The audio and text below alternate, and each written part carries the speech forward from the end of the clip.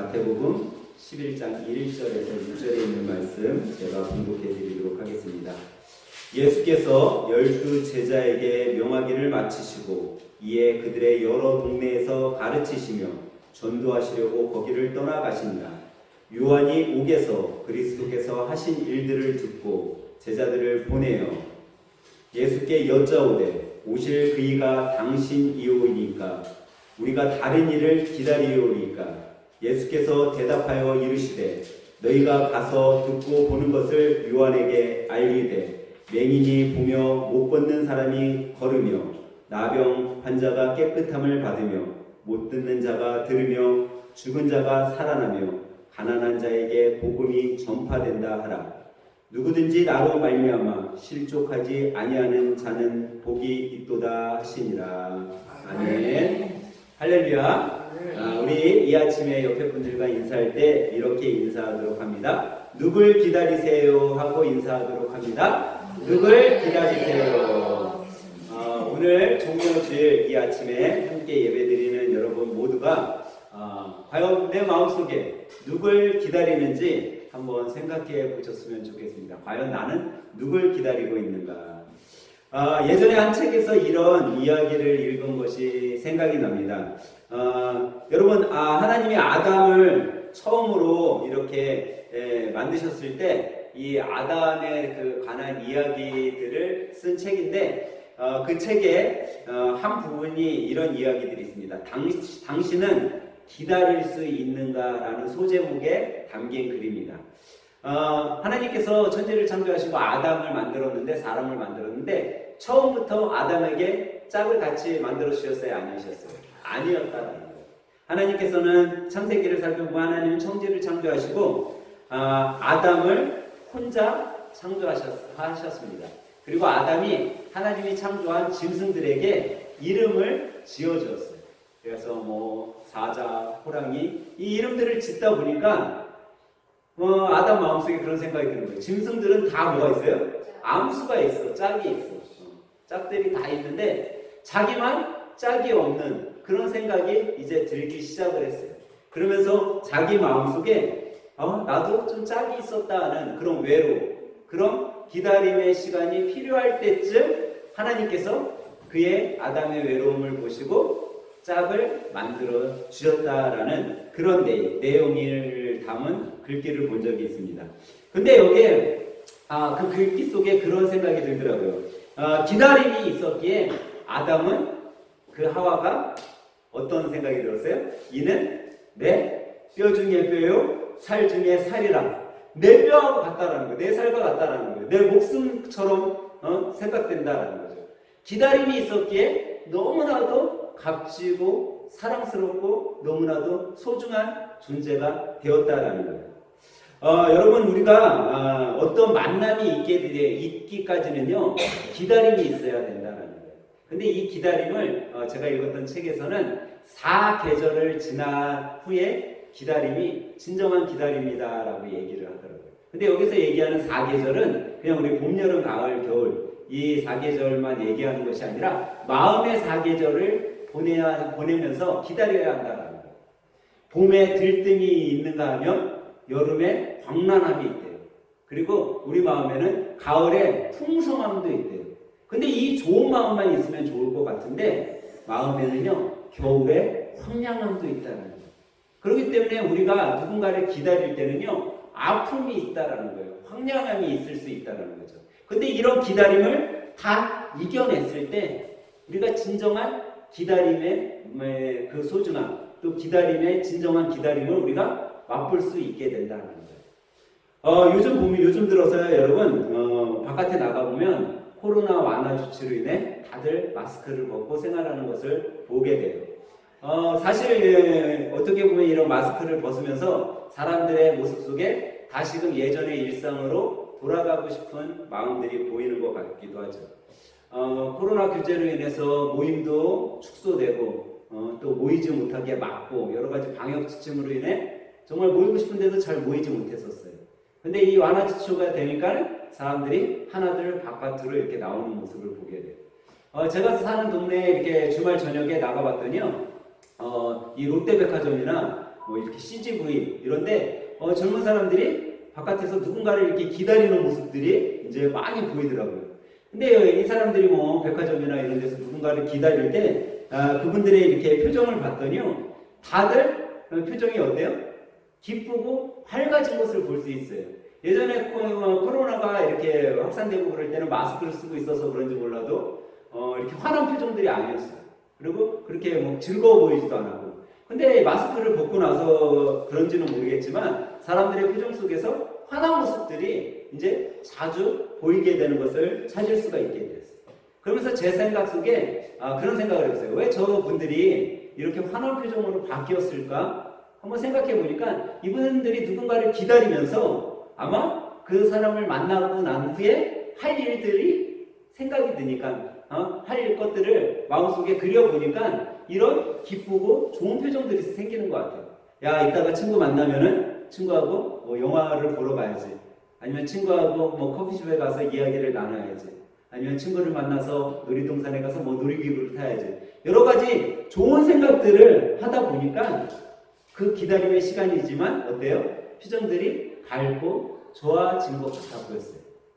근데 여러분, 누구나가 뭐 처음에는 이렇게 좋은 표정을 갖고 기다릴 수 있지만 기다리다가 기다려도 시간이 됐는데도 그 사람이 안 오면 어때요?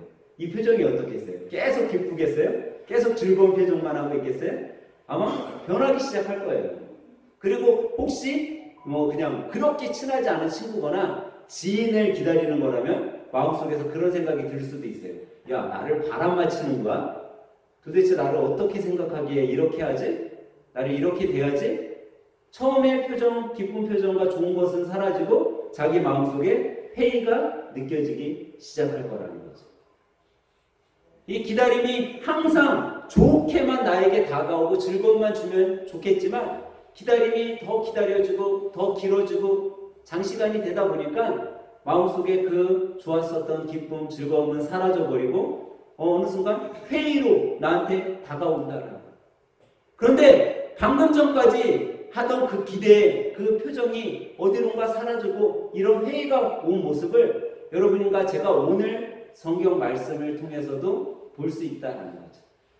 우리가 방금 전 본 이 기다림 속에 회의, 누가 지금 그런 모습을 하고 있죠?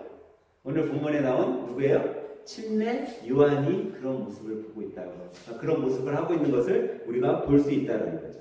여러분, 침례 요한이 누구죠? 우리가 지난주에 살펴봤잖아요. 침례 요한 뭐 하는 사람이었어요? 요단강에서 뭐 했죠? 물로써 침례를 베푸는 사람이었어요. 침례 요한의 물의 침례는 뭐예요? 무엇을 촉구하는 침례죠? 자신들이 지은 죄를 회개하라는, 회개의 침례를 주는 사람이었어요. 그는 물로 침례를 주면서 사람들에게 회개하라고 외쳤어요. 그리고 예수님이 곧 오실 거다. 그리고 이 침례 요한은 하다못해 예수님을 메시아 하나님의 아들로 증거하는 사람이었어요. 그럼 그가 지금 어떤 모습으로 하고 있어요? 이제 그가 지금 어느 곳에 있어요? 감옥에 갇혀 있어요. 왜 감옥에 갇혔을까요? 이 침례 요한이? 감옥에 갇힌 것은 단 하나예요. 지금 이 헤롯 왕의 형제였던 빌립의 아내, 이 빌립의 아내 누구예요? 헤로디아를 이 헤롯 왕이 자기 형제의 와이프인데 자기 형제의 와이프를 어떻게 해요? 자기가 왕비로 데리고 와버린 거예요. 그러니까 이 침례 요한이 그것을 보고도 헤롯 왕에게 이야기를 해요.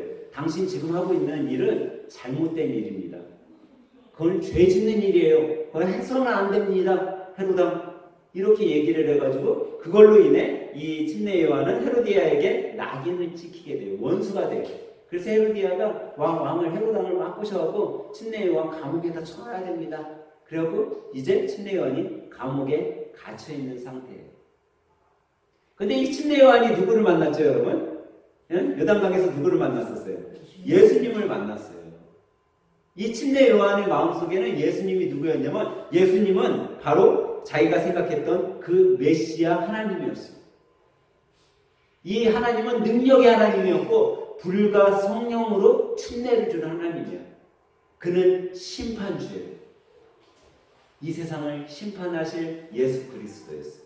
근데 그가 감옥에 갇혀 있을 때 이제 자기가 생각했던 그 예수님이 이제 와야 되잖아요. 심판주로 오신 예수님이 이제 세상을 심판해야 되잖아요. 불과 성령으로 침례를 주면서 악인들은 지옥으로 보내고 하나님의 백성은 천국으로 데려가야 되는데 그 기다려도 옥에서 기다리고 있는 예수님이 아무것도 안 하고 있는 거예요. 자기가 생각했던 그 능력의 하나님이 능력을 발휘해야 되는데 자기가 감옥에서 그렇게 그 주님을 참고 기다려도 그 주님이 행하지 않는 거예요. 그래서 너무나 의문이 드는 거예요. 그러면서 들려오는 소리라고는 야, 예수님이 뭐하고 있냐? 예수님이 뭐하고 있어? 예수님이 그냥 설교만 하고 다니는 것 같은데요? 이런 소리만 들려오는 거예요. 감옥에 있는데. 그래서 그가 자기 마음속에 회의가 느껴지고 이제 자신의 제자들을 예수님께 보내요. 그리고 제자들한테 뭘 물어보라고 해요? 예수님이 정말 내가 그렇게 기다리던 메시아, 우리를 구원하실 구주십니까? 아니면 우리가 다른 분을 기다려야 됩니까?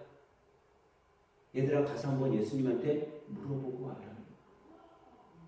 그는 이미 마음속에 큰 회의가 밀려온 거예요.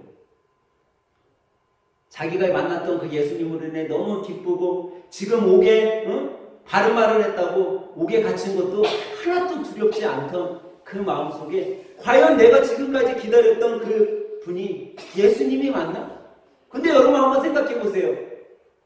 침례 요한이 예수님을 요단강에서 침례를 줬을 때 뭐까지 봤어요? 예수님이 물 위에서 올라오는데 어떤 일이 일어났어요? 예수님 위에 성령이 머무는 것까지 두 눈으로 봤어요.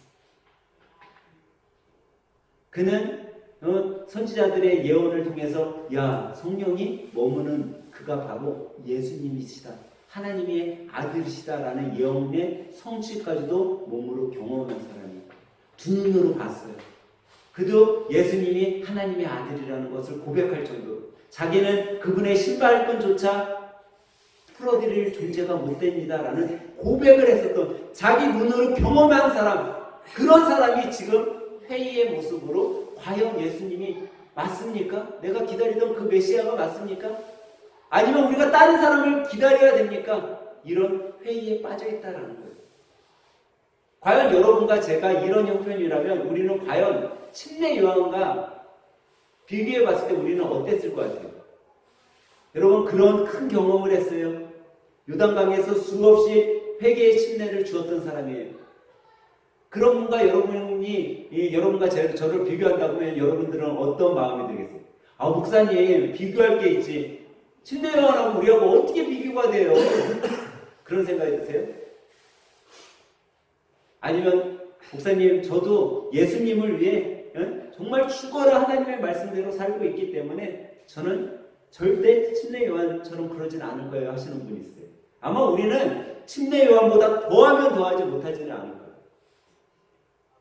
그런데도 우리의 마음속에 그런 마음이 들죠. 저는 정말 예수님을 위해 최선을 다한다고 하나님의 말씀대로 살려고 이렇게 노력하고 있는데, 저는 최선을 다해 예수님을 전한다고 하는데 내게 맡겨진 그 사명에는 정말 온 힘을 다해 정의롭게 살아가려고 하는데 왜 제 삶은 이렇게 힘들죠? 예수님, 제 삶은 왜 이렇게 힘이 들어요? 저 옆에 있는 사람, 왜 저 사람은 나쁜 일만 일삼고 정말 정의라고는 하나도 보이지 않고 불의만 일삼고 사는데 저 사람은 왜 이렇게 잘 되죠? 나는 그래도 성경의 말씀대로 살려고 이렇게 성경을 매일 읽고 매일 쓰고 정말 내 마음을 다스리면서 살아가는데 왜 우리 가정은 이렇게 힘들고, 저 사람은 정말 성경이라고는, 아니 성경을 떠나서 법조차 지키지도 않고 살아가는데 저 사람은 왜 이렇게 잘 살아가죠? 하는 이 질문이 우리한테 오면서 우리도 이 침례 요한과 같은 회의 속에 주님께 질문하고 있지는 않냐라는 거예요. 과연 내가 믿는 예수님이 우리에게 오실 그 메시아 예수님 맞으세요? 저 천국 미래를 준비해 놓으신 예수님 그분이 맞으세요? 라는 질문을 하고 있지는 않냐라는 거예요. 여러분과 제가. 그런데 이 질문 속에, 이 침례 요한의 질문 속에, 여러분과 제가 하는 질문 속에 예수님이 뭐라고 대답하고 계세요? 오늘 본문 4, 5절에 보니까 예수님은 이렇게 대답하고 있어요. 참 신기하게도. 예수께서 대답하여 이르시되 너희가 가서 듣고 보는 것을 요한에게 알리되 맹인이 보며 못 걷는 사람이 걸으며 나병 환자가 깨끗함을 받으며 못 듣는 자가 들으며 죽은 자가 살아나며 가난한 자에게 복음이 전파된다 하라라고 예수님이 대답하고 있다는 거예요. 예수님의 대답, 여러분 예수님의 대답 참 의아하지 않아요? 정말 어떻게 보면 동문서답 같지 않으세요? 요한이 예수님 내가 기다리던 그 메시아 구세주가 맞으세요? 여러분들과 제가 얘기하는 예수님 그 미래의 천국을 준비하고 있는 나를 지금 이 고통에서 내 삶의 이 어려움에서 구원해 주실 그분이 예수님 맞으세요? 이렇게 질문하고 있는데 그런 우리에게 뭐라고 얘기하고 있다고요? 맹인이 보고 걷지 못하는 사람이 걷고 죽은 자가 살아난 그 사건들을 가서 이야기해라라고 우리들에게 이야기하고 있다는 거예요. 그냥 우리의 질문 속에 예수님이 이렇게 대답하면 얼마나 좋을까요? 야 요한아 너가 기다리던 그 메시아가 나야. 나 예수란다. 하늘생교회 성도들 너희들 그 고통에서 그 문제 해결을 받고 싶어서 기다리고 있는 자 그 예수가 바로 나다 라고 대답하면 좋을 것을 예수님은 삥 돌려서 다른 대답을 해주시고 계시다라는 거예요. 직설적으로 우리에게 대답해주면 너무나도 좋을 텐데 돌려서 얘기하고 있다는 거죠. 이 질문 속에 우리가 깨달아야 될 것들이 있다는 거예요. 이 질문 속에 우리가 초점을 두고 바라봐야 될 것은요. 여러분 맹인 눈을 보지 못하는 사람한테 가장 필요한 것은 뭘까요? 여러분? 눈을 뜨는 거예요. 못 걷는 사람에게 뭐죠? 걷는 거예요. 그게 가장 필요한 거예요. 그 가장 필요한 것 누구나가 다 알고 있는 대답은요. 중요치가 않아요. 우리는 이 예수님의 대답 속에 바라봐야 될 것이 있는데 그게 뭐냐면 과연 이 사람들의 고통, 이 고통을 당하는 사람들은 왜 고통을 당하고 있냐라는 거예요. 왜 이 사람이 눈을 보지 못하게 됐으며 이 사람이 왜 걷지 못하며 이 사람이 왜 죽어야만 됐을까라는 이 가장 기초가 되는 질문에 우리는 한번 생각해 봐야 된다는 거죠. 여러분 이 고통을 왜 이 사람들이 당한다라고 생각했어요? 그거의 해답이 뭐라고 생각했어요? 왜 이 사람은 태어나면서 걷지 못하게 되었을까요? 왜 태어나면서 보지 못하게 되었을까요? 아무도 세상 사람들은 이것에 대한 답을 줄 수 없어요. 근데 예수님께서는요 이것에 정확한 답을 여러분과 저에게 주셨어요. 왜 이 사람이 걷지 못하냐? 왜 이 사람이 보지 못하냐? 이 사람이 왜 말을 못하냐? 그 이유는 하나님께 영광을 돌리게 하기 위해서다라고 우리들에게 정확한 답을 주고 계시다는 거죠. 왜 주님께서는 이런 정확한 답을 우리들에게 해줄 수 있냐면요. 정확하게 그 사람의 질병, 그 사람이 당하고 있는 고통을 알고 있었기 때문이라는 거예요. 정확히 아는 사람이 정확한 답을 줄 수 있는 거예요.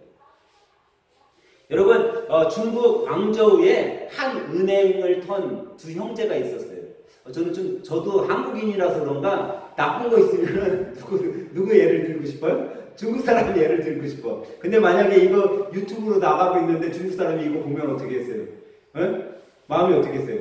야, 저희 한국에 있는 그 하늘색교회 목사라는 저 인간이 그래서 제가 중국 광저우를 좀 바꿔서 이니셜로 할게요.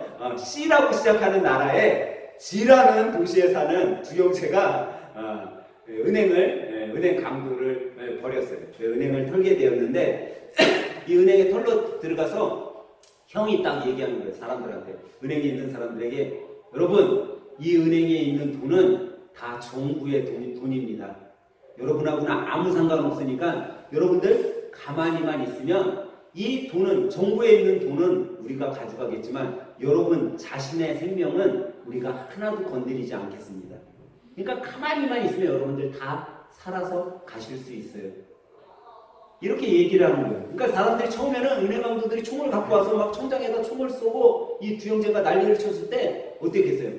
막 난리가 났죠. 막 흥분이 되고 어떻게 해야 되지? 막 그랬는데 이 형의 말을 듣고 사람들이 마음속에 어때요? 좀 차분함이 오기 시작을 했어요. 야 내가 가만히만 있으면 살 수 있구나. 마음의 편안함이 왔어요. 그러면서 조용히 이 두 형제가 얘기하는 대로 땅바닥에 엎드렸어요. 여러분, 이 화술이 뭔지 아세요, 여러분? 이 화술은요, 반전 콘센트 형성 전략이라는 하나의 심리 전략이라는 거예요. 그래서 사람들의 마음을 반전시켰다라는 거예요. 말 한마디로 이 사람들의 막 분주하고 비명을 지르고 그런 소리를 조용하게 차분하게 반전시켰다라고 해서 반전 콘센트 형성 전략이라고 해요.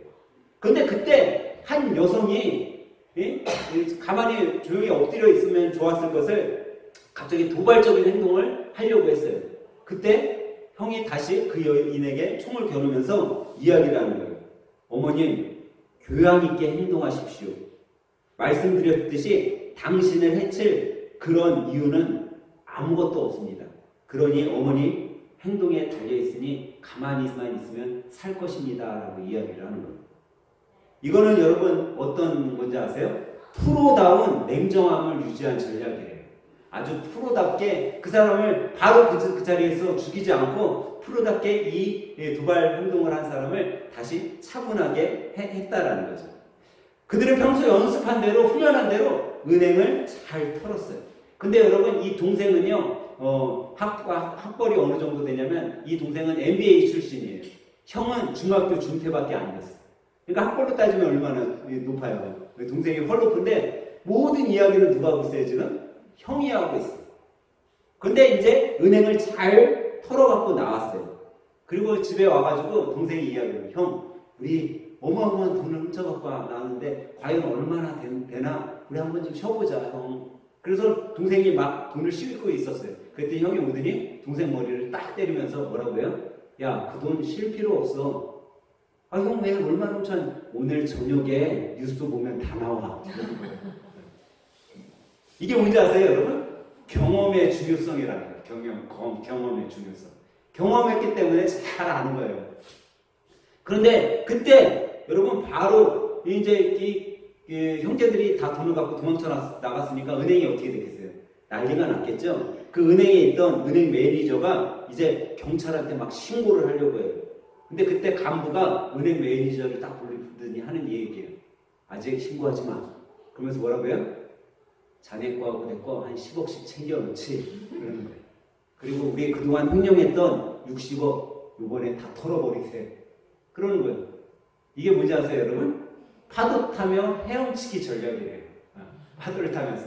그러고서 그날 저녁 뉴스에 뭐라고 나왔어요? 은행 강도들이 몇 억을 가져갔어? 100억을 강탈해 갔습니다. 방송에 나온 거예요.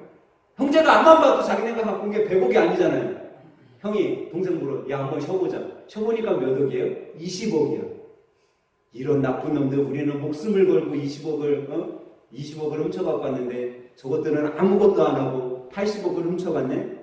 이게 뭔지 아세요, 여러분? 시스템의 중요성이라는 거예요, 여러분. 시스템이 너무 중요한 거예요. 여러분, 가장 잘 아는 사람이요, 가장 정확한 해답을 줄 수 있는 거예요. 목사도요, 여러분, 성경에 대해서 가장 정확하게 안다고 하지만 목사가 잘못을 해버리면요, 그 목사 아래서 하나님의 말씀을 듣고 성장하던 성도들도 같이 죽는 거예요. 그래서 성경에는요, 소경을 읽으면 둘 다 어떻게 된다고 그랬어요?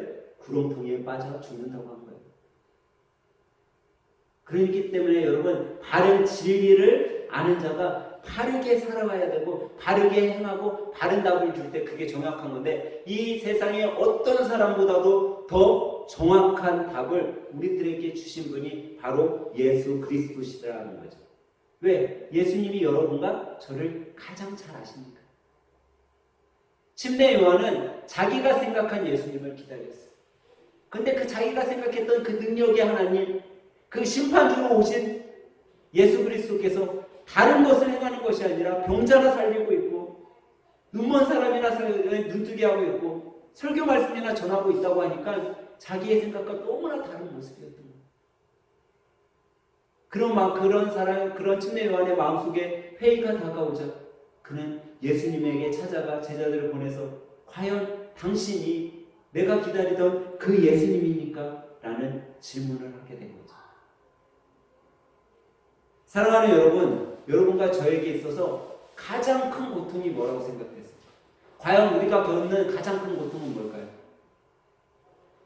눈먼 자들처럼 보이지 않는 걸까요? 아니면 걷지 못하는 걸까요? 아마 대부분의 우리 사람들은요, 세상을 살아가면서 내가 겪는 삶의 고통을 좀 해결해 보려고 노력할 거예요. 그러면서 예수님이 침례 요한이 심판주로 오시는 그 예수님을 기다렸던 것처럼 나의 고통, 삶의 고통을 좀 해결해 줄 그런 분으로 우리는 예수님을 기다리고 있다는 거예요. 나의 좀 백이 돼 주실 만한 그런 예수님을 우리는 기다리고 있다는 거죠. 내 가정의 문제를 좀 해결해 줄 예수님, 내 사업장이 잘 안 되는 이 사업을 좀 해결해 주실 예수님, 내 몸의 질병을 좀 치료해 줄 그런 예수님, 나의 고통을 어떻게 썼는지 해결해 줄 그런 예수님을 우리는 기다리고 있지 않냐라는 거예요. 그러면서 내가 생각했던 그 고통들이 해결되지 않을 때 우리 마음속에 회의를 느끼면서 과연 내가 믿는 예수님이 맞나? 내가 지금 교회 나가서 이렇게 열심히 예배드리면서 기다리는 예수님이 정말 예수님 맞는가? 그분이 정말 이 땅에 오실 참 그리스도실까? 라는 질문을 하면서 우리 역시 회의에 빠질 수 있다는 거죠. 근데 여러분이 여러분 삶의 고통, 삶의 문제들을 해결할 그런 예수님을 기다린다면요, 침례 요한이 옥에서 그렇게 기다렸던 그 예수님이 오시지 않았던 것처럼 우리 삶에 우리의 문제, 우리의 고통, 그런 것들만 해결해 줄 예수님을 여러분들과 제가 기다린다면 결코 우리는 예수님을 못 만날 수도 있다는 거예요. 우리는 오히려 더 큰 고통과 더 큰 문제를 바라봐야 된다는 거죠. 여러분과 저에게 있어서 가장 큰 고통은요, 죄의 고통이에요. 가장 큰 문제는요, 이 죄를 여러분과 제가 해결할 수 없다는 것이 가장 큰 문제라는 거죠. 여러분, 성경에 우리의 인생은요, 길어야 120이라고 했어요. 길어요. 길게 살아야 120년, 정말 과학이 발달되고 의학이 발달되고 150년 이상 지금 시대에는 살기 어려워요. 그러면 이 시대가 잠시 잠깐이라는 거예요. 금방이라는 거죠. 여러분, 우리가 이제 내일서부터 특별 새벽 기도회를 시작하는데요. 일주일간의 특별 새벽 기도를 시작하는데 여러분이 딱 시작할 때는요, 뭐든지 좀 길 것 같아. 일주일이 참 길 것 같아. 근데 여러분, 지나고 나면요, 금방 지나가는 거예요. 세월이 얼마나 빠른지 몰라. 활같이 빠르다라고 했어요. 그렇게 빨리 지나갈 거예요. 근데 우리는요, 이 잠시 잠깐의 고통, 잠시 잠깐의 문제에 대해서는 아주 심각하게 받아들이면서 영원히 살 문제에 대해서는, 영원히 해결해야 될 이 죄의 고통에 대해서는 심각하게 받아들이지 못하고 있다는 거예요.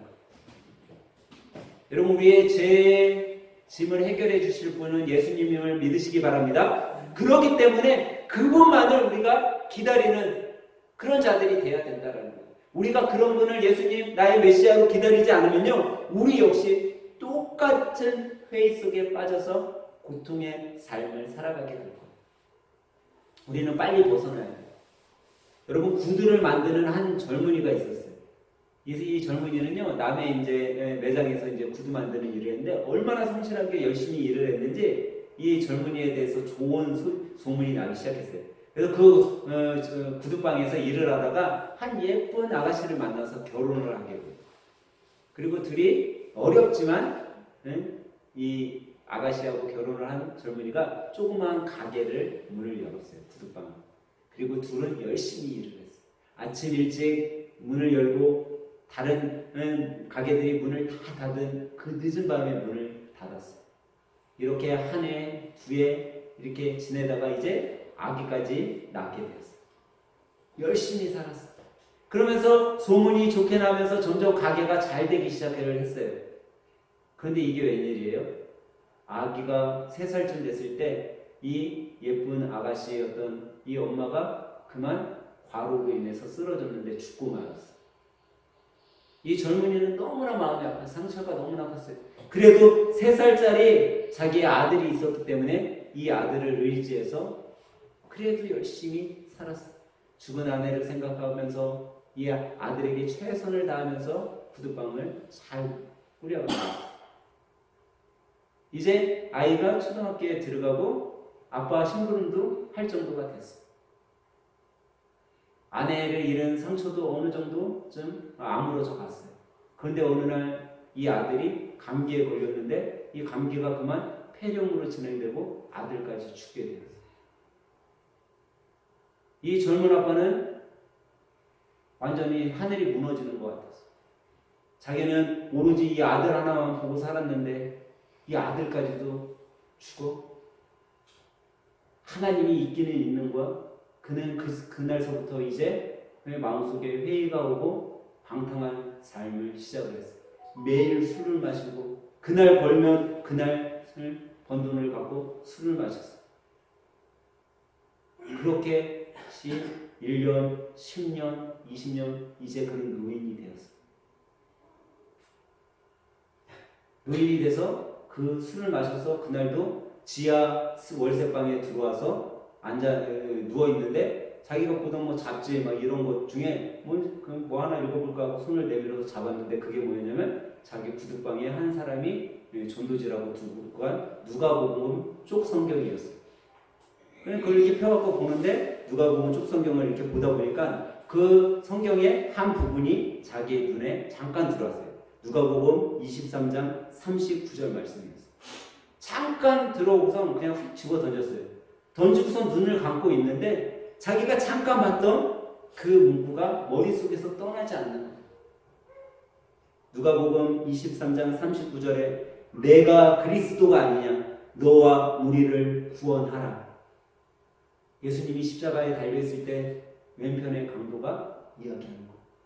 너가 그리스도가 아니냐? 너가 예수 아니냐? 너가 메시아 아니냐? 너가 정말 메시아면 나를 좀 구해봐. 너도 구원하고 너도 십자가에서 내려오고 나도 좀 내려봐. 라고 하는 그 강도의 음성이 자기 마음속에서 울려나는 거예요. 야, 내가 지금 이 강도하고 똑같은 삶을 살고 있지 않냐? 내가 지금 당신이 정말 하나님 당신이 살아있다면 나에게 어떻게 이런 고통을 줄 수 있습니까? 당신이 정말 하나님이라면 어떻게 우리 아내, 우리 아들을 데려갈 수 있습니까? 당신은 정말 하나님이십니까? 그런 자기의 외침이 이 누가복음의 축성경을 통해 자기 마음속에서 울리는 것을 느끼게 됐어요. 그리고 그는 다시 교회로 발걸음을 옮겼어요. 그리고 지금까지 몇십 년 동안 자기가 허황세월을 하면서 살아온 것을 십자가에 엎드려 기도하며 눈물로 회개했어요. 그리고 다시 새 삶을 시작을 했어요. 그리고 열심히 일을 했어요. 그리고 그가 평생 모은 돈을 자기가 평생 모았던 돈을 장학금으로 내놓았어요. 이분이 누구냐면 김지선 장로님이에요. 여러분 삶 속에 어떤 고통이 있다라고 생각을 하세요? 우리 가정에 나의 삶에는 과연 어떤 고통이 있습니까? 그리고 내가 생각하고 있는 지금 주님은 어떤 분이에요? 우리 가게를 좀 잘 되게 할 그런 예수님을 기다리고 있어요? 우리 부모님들을 좀 건강하게 만들 그런 예수님을 기다리고 있어요? 우리 자녀들을 좀 훌륭하게 키워줄 그런 예수님은 우리가 기다리고 있지는 않냐라는 거예요. 우리는 한번 이 고난 주간에 과연 내가 기다리는 예수님은 어떤 분이신가? 내가 이 고난 주간에 나는 어떻게 해줄 그런 예수님, 나를 어떻게 해줄 그런 예수님을 기다리고 있냐라는 거죠. 여러분, 우리가 기다리는 예수님과 정말 우리 안에 오실 예수님은 다를 수 있다는 거예요. 여러분, 우리는 우리의 입맛으로 예수님을 만들어 놓고 있지는 않냐라는 거죠. 2000여 년 전 이 땅에 오셨을 때 사람들은 생각했어요.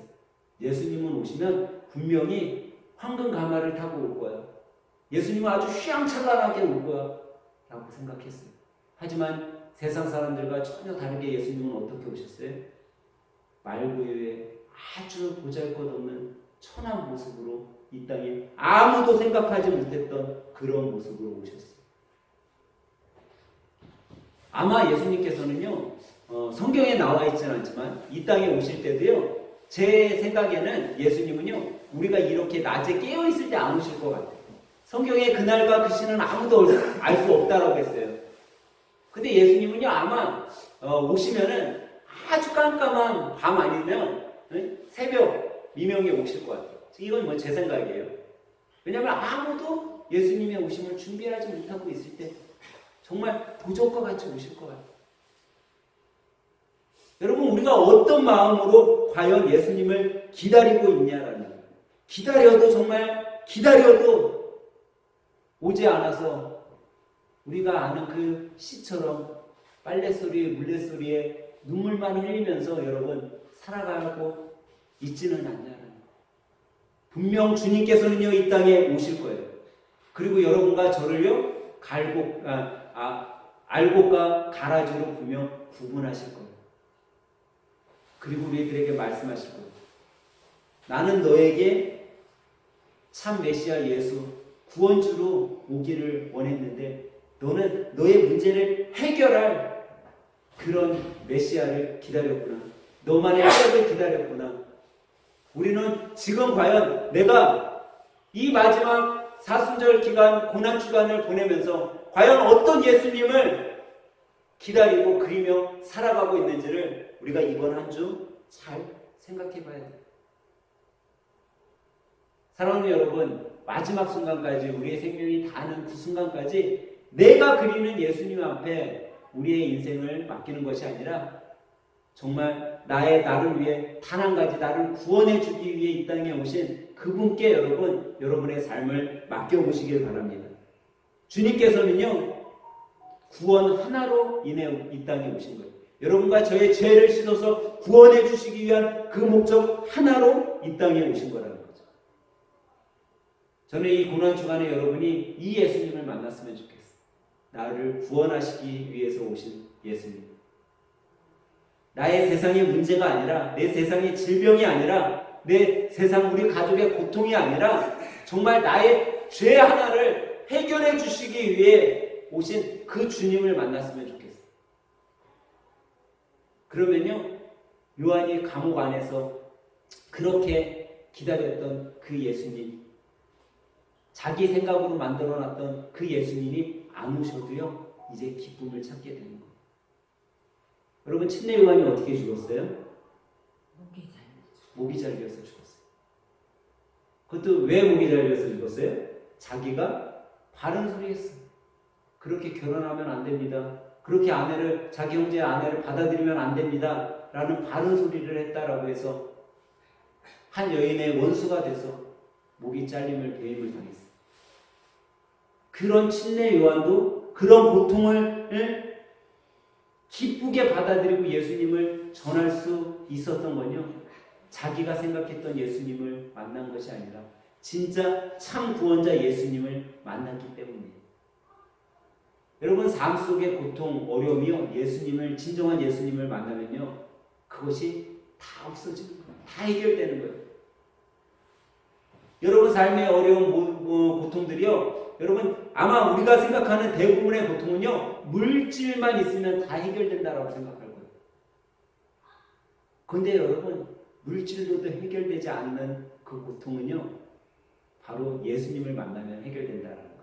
저는 이번 고난 주간을 보내는 여러분 모두가 이번 한 주 정말 목숨 걸고 이 참 구원자이신 주님을 만나길 여러분들이 기도해 보셨으면 좋겠어요. 그리고 그 기도 가운데 나의 기도 제목이 아닌 주님의 기도 제목을 이 특별 새벽 기도에 드림으로써 정말 주님을 만나는 그런 기적을 여러분들이 경험해 봤으면 좋겠어요. 여러분, 신앙생활을 하다 보면요, 항상 사이클이 있어요. 어떤 때는요, 정말 내 신앙이 불같이 막 올라가는 순간이 있어요. 근데 어떤 때는요, 내 신앙이 정말 곤두박질 치는 그런 경우도 있어요. 근데 여러분, 이 내 밑바닥으로 떨어져 가는 신앙을 다시 회복시킬 수 있는 가장 좋은 방법이 기도예요. 이번 일주일 동안 특별 새벽 기도회를 통해서 여러분, 주님, 제가 이 한 주 동안은 지금까지 내가 신앙생활하는 동안 주님을 그렇게 붙잡지 못했는데 이 일주일 동안 주님을 붙잡으러 주님을 경험하고 싶습니다. 주님, 내 기도 가운데 이 특별 새벽 기도회 통해서 저를 만나주세요 하고 기도하시길 바랍니다. 그래서 이번 일주일 동안 새벽 기도회 때는요, 거의 말씀 전하는 시간이 없어요.